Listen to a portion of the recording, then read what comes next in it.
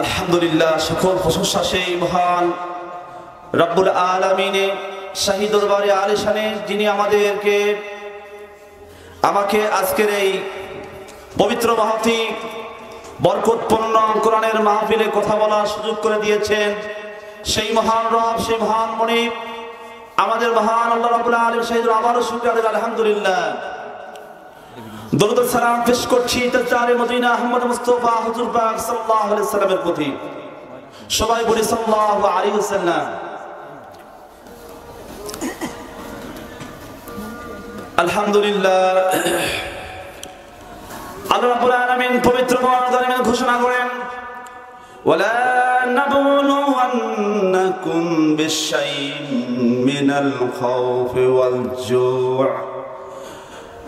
من الخوف والجوع ونقص من الأموال والأنفس والثمرات وبشر الصابرين। আল্লাহ তাআলা বলেন,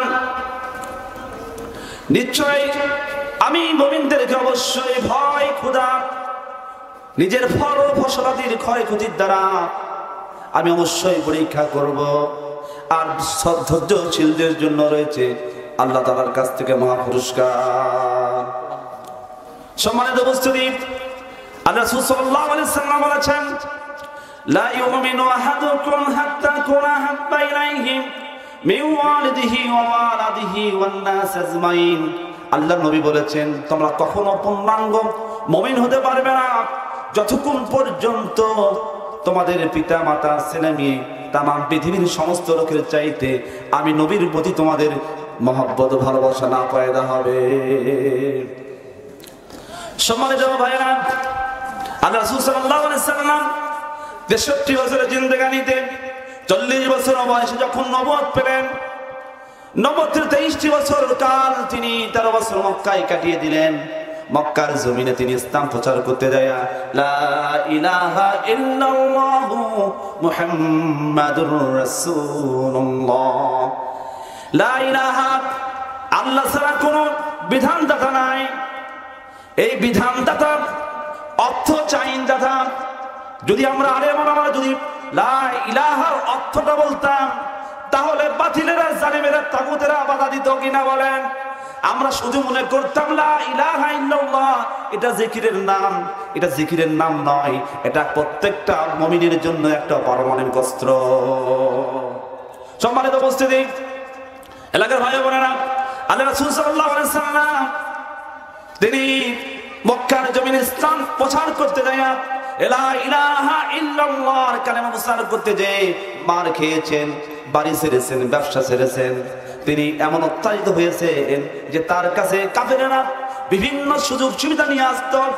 আল্লাহ রাসূল সাল্লাল্লাহু আলাইহি ওয়াসাল্লামের নিকট মক্কার সমস্ত কাফের সর্দারেরা নেতারা এসে বলেন, হে মুহাম্মদ, তুমি যদি মক্কার নেতৃত্বে চাও, তুমি মক্কার বাদশাহী চাও, যদি তুমি যেতে চাও তাহলে আমাদেরকে বলো, এবং সুন্দর নারীকে বিবাহ করতে চাও তাও বলো। আমাদের ঘরের দরজা তোমার জন্য উন্মুক্ত, যাকে ইচ্ছা তুমি তাকে বিবাহ করতে পারবে।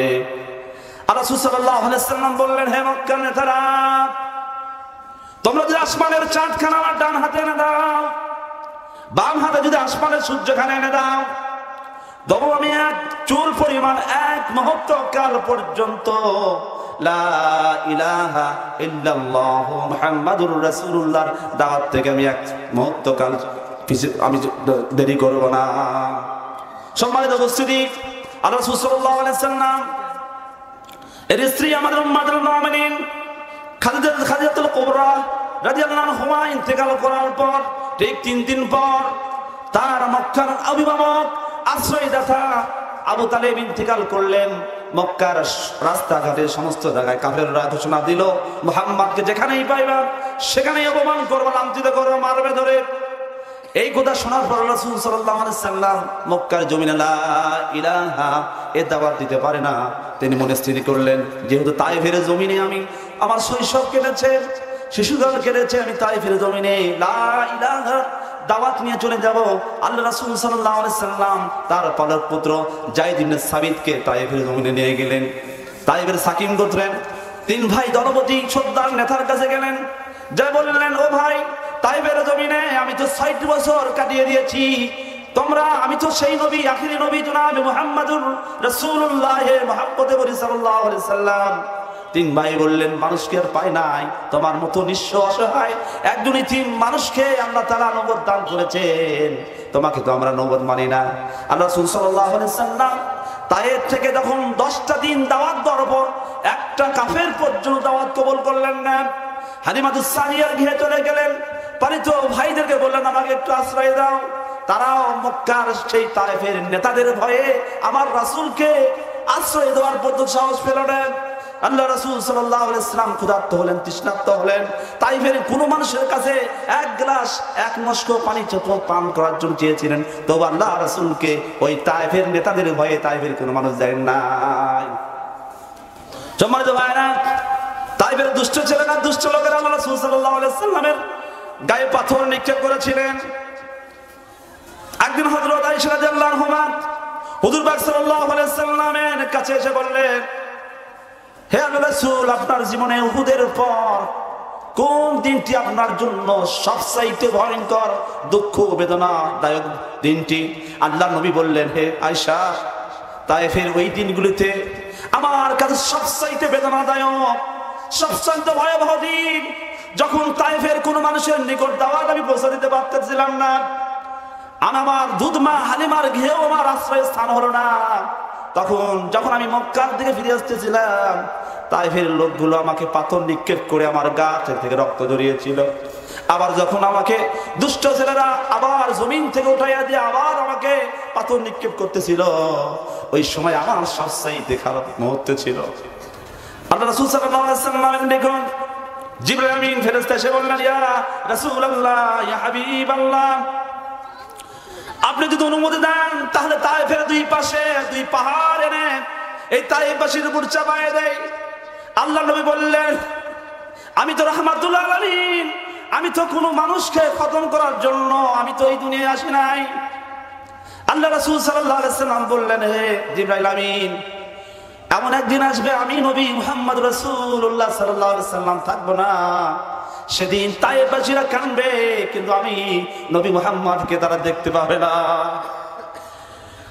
আল্লাহ রাসূল সাল্লাল্লাহু আলাইহি ওয়াসাল্লাম তায়েফ থেকে ফিরে আসতেছিলেন। ফিরিয়া তিনি আল্লাহ জায়েদ বিন সাবিত রাদিয়াল্লাহু তাআলার সাথে করে একটি বাগানে আসলেন। আসার পর বাগানে এসে বললেন, এক লোককে দেখলেন, লোকটাকে সালাম দিলেন, বললেন, তুমি কি আক্কাস নও? বললেন, হ্যাঁ আমি আক্কাস। বলে, তুমি কি ইউনূস আলাইহিস সালাম এর বংশধর নন? বলে, হ্যাঁ আমি ইউনূস আলাইহিস সালামের বংশধর। লোকটি বলল, আপনি কেমন করে জানেন? আল্লাহ রাসূল সাল্লাল্লাহু আলাইহি ওয়াসাল্লাম বললেন, একজন নবী আরেকজন নবীর কাছে তার খবর থাকে, জোরে বলুন আল্লাহু আকবার। আল্লাহ রাসূল সাল্লাল্লাহু আলাইহি ওয়াসাল্লাম সেখানে আক্কাসের আঙ্গুরের রস পান করে তিনি মক্কায় চলে আসলেন। মক্কায় আসার পর আর কয়েকটা দিন পরে এমন অত্যাচার নির্যাতন শুরু করলেন, আল্লাহ রাব্বুল আলামিন হুজুর পাক সাল্লাল্লাহু আলাইহি ওয়াসাল্লামকে মেরাজে নিয়ে গেলেন, জোরে বলুন আল্লাহু আকবার। তায়েফের জমিনে আল্লাহ রাসূল সাল্লাল্লাহু আলাইহি ওয়াসাল্লাম আর গিয়েছেন, আমরা সবাই জানি। তায়েফের দুঃখময় কাহিনী। আল্লাহ রাসূল সাল্লাল্লাহু আলাইহি ওয়াসাল্লামকে যখন তায়েফের জমিনে চতুর্দিকে যখন অতর্কিত হামলা হয়ে গেল, 10 জন সাহাবী আল্লাহ রাসূল সাল্লাল্লাহু আলাইহি ওয়াসাল্লামকে চতুর্দিক থেকে ঘেরাও করলেন, তখন আল্লাহ রাসূল সাল্লাল্লাহু আলাইহি ওয়াসাল্লামের এমন বৃষ্টির মতন তুতির আসতে লাগতেছিলেন, সাহাবীরা বুক পেতে দিয়ে আল্লাহ রাসূল সাল্লাল্লাহু আলাইহি ওয়াসাল্লামকে তারা ঘিরে রেখেছিলেন, পাহারা দিয়েছিলেন। আল্লাহ রাসূল সাল্লাল্লাহু আলাইহি ওয়াসাল্লাম বললেন, হে সাহাবীরা, তোমাদের কি মনে পড়ে না তোমাদের স্ত্রী সন্তানদের কথা, তোমাদের মা বাবার কথা? সাহাবারা বলেছিলেন, ইয়া রাসূলুল্লাহ, আমরা তো যেদিন থেকে আপনার হাতে হাত দিয়া কালেমা পড়েছি, লা ইলাহা ইল্লাল্লাহু মুহাম্মাদুর রাসূলুল্লাহ পাঠ করেছি, সেদিন থেকে আপনার পদতলে আমাদের সন্তান সন্ততি ছেলে মেয়ে পৃথিবীর সব কিছুকে কুরবানি করে দিয়েছি, জোরে বলুন আল্লাহু আকবার। তায়েফের প্রান্তরে যেদিন দিনের দাওয়াত দিতে যায়, তায়েফের প্রান্তরে যেদিন দিনের দাওয়াত দিতে যায়, জায়েদকে সাথে নিলেন, 3টি দিন দাওয়াত দিলেন, একটা কাফের দিন করলো না কবুল। সেদিন নবীজির যন্ত্রণা কাসুন্ডরা বুঝলো না, সেদিন আমার নবীজির যন্ত্রণা কাসুন্ডরা বুঝলো না, তাই অসহায় হয়ে ফিরতেছিলেন জন্মভূমি মক্কায়, অসহায়। আল্লাহ রাসূল সাল্লাল্লাহু আলাইহি ওয়াসাল্লাম তায়েফের জমিনে মার খেলেন, মার খাওয়ার পর আযব পড়ে গেলেন তারা যেমন তারা। আল্লাহ রাসূল সাল্লাল্লাহু আলাইহি ওয়াসাল্লামকে বুকে জাপটে ধরে একবার ডানে যায় বামে যায়। আল্লাহ নবী বলেন, আল্লাহ আমার তালহাকে তুমি জীবন দিয়ে দাও, তুমি শাহাদাত করে দিও না। যুদ্ধ শেষ হয়ে গেল, তালহার পিঠ থেকে গণনা করে একটা দুটা নয় 70 থেকে 80টার মতন তীর তালহার যেমন তালার দেহে প্রবেশ করেছিল। জোরে বলুন আল্লাহু আকবার। কাবির কামিয়াব আল্লাহ রাসূল সাল্লাল্লাহু আলাইহি সাল্লামের হেলমেটে তার শিরস্ত্রাণ আঘাত করলেন, শিরস্ত্রাণ ভেঙে তার মাথার ভিতরে ঢুকে গেল তলোয়ার আঘাতে। আল্লাহ রাসূল সাল্লাল্লাহু আলাইহি সাল্লামের দুটো দাঁত শহীদ হয়ে গেল। আল্লাহর নবী বলেছিলেন, কোন জাতি কখনোই অন্যায় করতে পারে না, ভাগ্য উন্নয়ন করতে পারে না যেই জাতি তার আলেম ওলামা নবীদের উপর আক্রমণ করে। আল্লাহ রাসূল সাল্লাল্লাহু আলাইহি সাল্লামের কথা সমস্ত হুদের ময়দানে ঘটনা করে ঘটে গেল। কাফিররা প্রচার করতে লাগলো, কুতিলা মুহাম্মদ, মুহাম্মদ মারা গিয়েছে। আলী রাদিয়াল্লাহু তাআলা জিহাদের ময়দানে কাঁদতেছিলেন, নবী নাই রে, কার জন্য বাঁচবো, কার জন্য বাঁচবো, এই দুনিয়ায় নবী নাই। আবু বকর রাদিয়াল্লাহু তাআলা দৌড়ে এসে বললেন, আলী রে কান্দিস না, দিনের নবী মরে নাই, দিনের নবী উহুদের পাহাড়ের চূড়ার গর্তের ভিতরে পড়ে রয়েছে। আল্লাহ রাসূল সাল্লাল্লাহু আলাইহি ওয়াসাল্লামের কথা শুনে আল্লাহর প্রিয় সাহাবী, প্রিয় জামাতা আলী রাদিয়াল্লাহু তাআলা দৌড়ে চলে উহুদের চূড়ায় পাহাড়ের উপরে, যে কাফিরদের সঙ্গে জিহাদ করতে করতে সমস্ত কাফিরদেরকে শহীদ করে দিলেন। আল্লাহ রাসূল সাল্লাল্লাহু আলাইহি ওয়াসাল্লামের শহীদের হওয়ার কথা মদিনার রাস্তায় রাস্তায় গলিতে খবর রটনা ঘটে গেল, খবর পৌঁছে গেল। মদিনার কোন ছোট শিশুরা মায়ের স্তনে মুখ লাগায় না, দুলপাত পান করে না। শুধুমাত্র কি তাই, মদিনার সমস্ত গবাদি পশু, উট ভেড়া দুম্বারা কেউ কোনো কিছু খায় না, পান করে না। এদিকে আল্লাহ রাসূল সাল্লাল্লাহু আলাইহি ওয়াসাল্লামের এক সাহাবী নাম তার হানজালা ফরজ গোসল করার জন্য পানির পাশে দাঁড়িয়েছিলেন। তিনি শুনলেন, কুতিলা মুহাম্মদ, মুহাম্মদ নাই, মুহাম্মদ নাই। তিনি গোসলখানা থেকে বের হয়ে বললেন, বিবি রে, এই দুনিয়ায় কার জন্য বাঁচবো, কার জন্য ঘর সংসার করবো? ঘর থেকে জিহাদের পোশাক আর তলোয়ারটা বের করে আনো, আমি চলে যাব। আমি দিনের নবীকে, যে দিনের নবী উহুদের ময়দানে শহীদ হবে, আর আমি নবীর সাহাবী হানজালা এই দুনিয়ায় বেঁচে থাকবো। জোরে বলুন আল্লাহু আকবার। দিনের লাগিয়ে নবীজি আমার উহুদের ময়দানে চতুর্দিকে ঘিরে ফেললো তারে দুষ্ট কাফের গনে। দিনের লাগিয়া নবীজি আমার উহুদের ময়দানে চতুর্দিকে ঘিরে ফেললো তারে দুষ্ট কাফের গনে। সেদিন নবীজিকে বাঁচাতে তীর বর্ষার আঘাতে, সেদিন নবীজিকে বাঁচাতে তীর বর্ষার আঘাতে কত সাহাবা হারালেন প্রাণ পাখি। আমরা যে তার আদরের উম্মত, উম্মতের করলাম কি? আমরা যে তার দরদের উম্মত, কয়দিন কেঁদেছি। শুধু তাই, মদিনার সমস্ত মানুষরা কান্নার পড়ে গেল। একটি মহিলা শুনলেন আল্লাহ রাসূল সাল্লাল্লাহু আলাইহি ওয়াসাল্লাম দুনিয়ায় নাই। তিনি দৌড়ে যাচ্ছে ছিলেন। কাফির মুনাফিকরা বলে, মহিলা তুমি কোথায় দৌড়ে যাচ্ছ? মহিলাটি বলল, আমি যাচ্ছি উহুদের ময়দানে। বলল, তোমার সন্তান, তোমার স্বামী উহুদের ময়দানে, জিহাদের ময়দানে তারা মারা গিয়েছেন। মহিলাটি বলল, শুনিয়াছি সংবাদ, এক মুসলিম মহিলা পাগল হয়ে ছুটেছে। কাফেরেরা বলছে তোমার স্বামী পুত্র সবাই মারা গেছে। মহিলা বলছে চাই না তাহা শুনতে, মহিলা বলছে চাই না তাহা শুনতে, কেমন আছেন আমার দয়াল নবী। আমরা যে তার আদরের উম্মত কয়দিন কেঁদেছি, আমরা যে তার রাসূলের উম্মত কয়দিন কেঁদেছি। রাসূল আমার আল্লাহর দোস্ত আখেরি নবী,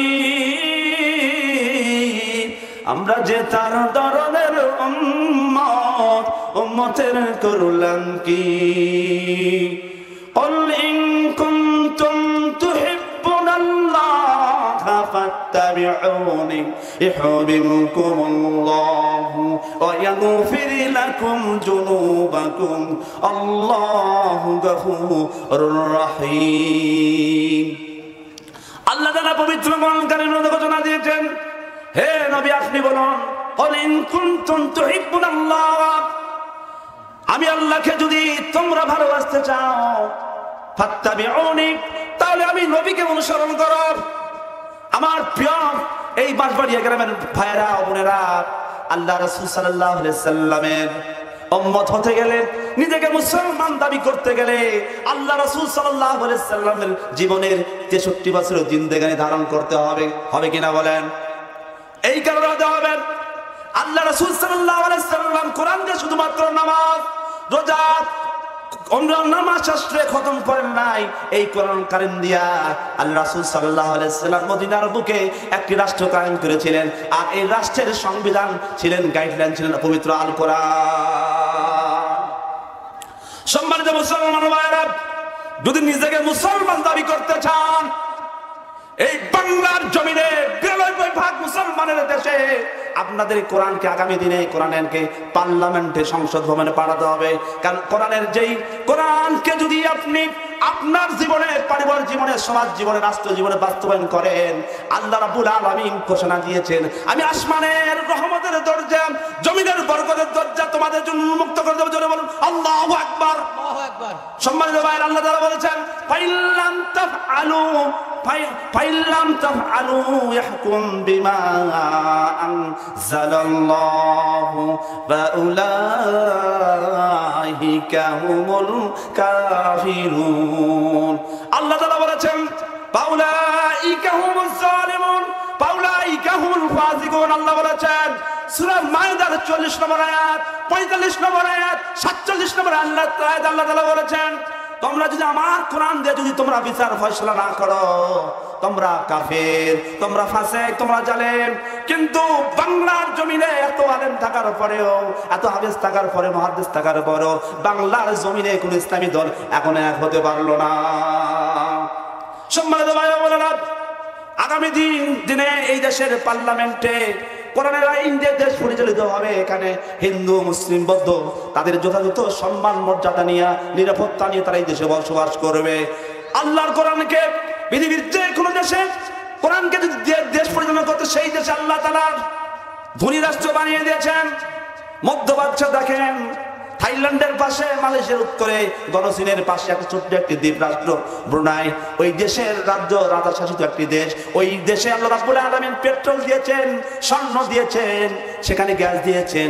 আর ওর পার্শ্ববর্তী দেশগুলোতে পেট্রোল নাই, সোনা নাই, গ্যাস নাই, অন্যান্য প্রাকৃতিক সম্পদ আল্লাহ ওই দেশে দেন নাই। আজ থেকে 3 বছর আগের ঘটনা, আফগানিস্তানে যখন আফগানিস্তানের জালেম স্বৈরাচার শাসক পালিয়ে চলে গেল হাসিনার মতন, যখন তালেবানরা আসলো, তালেবানরা এসে আল্লাহর কোরআনকে মর্যাদা দিল, সম্মান দিল, কোরআনের শরিয়াতের নির্দেশনায় দেশ পরিচালনা করলেন। তামাম পৃথিবীর মধ্যে সবচাইতে দুর্ভিক্ষ, হতদরিদ্র রাষ্ট্র ছিল আফগানিস্তান। আল্লাহ তাআলা কোরআনের বরকতে, কোরআনের রহমতে আল্লাহ রাব্বুল আলামিন আফগানিস্তানে আজকে প্রত্যেক দিন 2 লক্ষ ব্যারেল পেট্রোলিয়াম উত্তোলিত হয়। আল্লাহ রাব্বুল আলামিন শুধু হীরা নয়, আল্লাহ রাব্বুল আলামিন ওখানে পান্না মাটির নিচ থেকে উত্তোলন করতেছেন, দামি দামি পাথর উত্তোলন করতেছিলেন। করতেছেন। আফগানিস্তানের মাটির জমিনে লিথিয়াম নামক পাউডার রয়েছে, যে লিথিয়াম নামক পাউডার আপনার আমার মোবাইল, অটো ভ্যান, যেগুলো ব্যাটারি কারেন্ট চালিত ব্যাটারি ভ্যান যেগুলো আছে, এইগুলো এই লিথিয়াম পাউডার ছাড়া এই মোবাইল চলবে না, এই অটো বিদ্যুৎ চালিত অটো ভ্যান চলবে না, বাস চলবে না, ট্রাক চলবে না। আল্লাহ রাব্বুল আলামিন এই কোরআনের বরকত, এত বরকত, কোরআন থেকে আমরা দূরে গেছি। দুনিয়ার মদখোর, চাঁদাবাজ, ধান্দাবাজ, যারা টেন্ডারবাজি করে দুনিয়ারকে আল্লাহর কোরআন দিয়ে যারা অমুককে নেতা বানায়, আমরা দরুদ ইব্রাহিমের মধ্যে আল্লাহুম্মা সাল্লি আলা সাইয়্যিদিনা সাইয়্যিদিনা নবী, তুমি দরুদের মধ্যে নবীকে নেতা মানলা, বাস্তব জীবনে তুমি নেতা মানলা না, তুমি কখনো মুমিন হতে পারবে না। মুমিন হতে কি পারবে? কখনো মুমিন হতে পারবে না।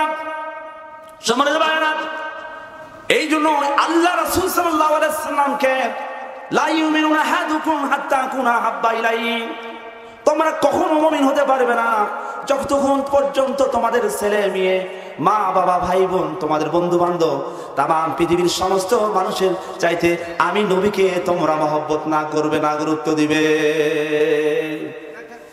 আল্লাহ তাআলা বলেন ইনিল হুকমু ইল্লা লিল্লাহ, একমাত্র আইন চলবে আমি আল্লাহর।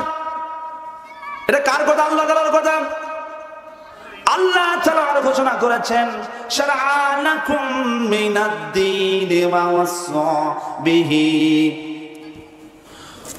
আল্লাহ তাআলা বলছেন আমি তোমাদের দ্বীনের জন্য শরীয়ত দিলাম, আইন দিলাম, এই জন্য দিলাম শুধুমাত্র নামাজের মাসলা মাসাইল, রোজার মাসলা মাসাইল, আর হজ যাকাতের মাসলা মাসাইল।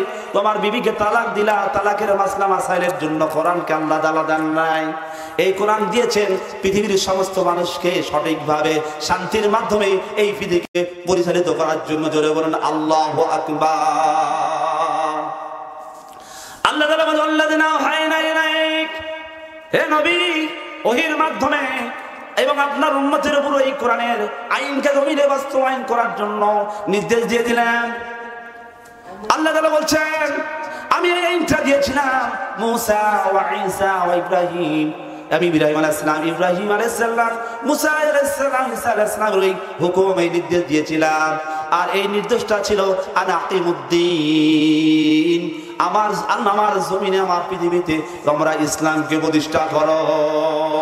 ওয়ালা তাতাফাররাকু ফীহি, আল্লাহর জমিনে কোরআনের আইন বাস্তবায়ন করা প্রত্যেকটা মুসলমানের ফরজ, ফরজ, ফরজ।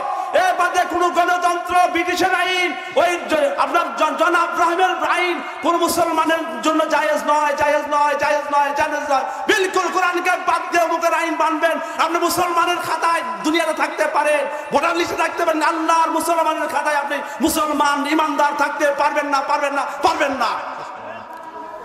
এই ব্যাপারে আল্লাহ তাআলা বলেন লা তাতাফাররাকু ফীহি, বান্দারে এই ব্যাপারে কোনো মতবিরোধ, মতপার্থক্য, প্রশ্ন উত্থাপন করতে পারবে না।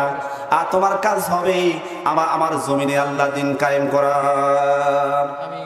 সবাইকে আল্লাহ তাআলা আগামী দিনে কোরআনের পক্ষে আমাদের সকলকে থাকার তৌফিক দান করুন, আল্লাহুম্মা আমিন। প্রিয় এলাকাবাসী, আপনাদের কাছে আমি দোয়া করছি আল্লাহ তাআলা যতদিন আমাদেরকে এই দুনিয়ায় হায়াত দান করেন, আল্লাহ তাআলা যেন কোরআন এবং হাদিসের সহিহ বুঝ আমাদের সবাইকে দান করেন।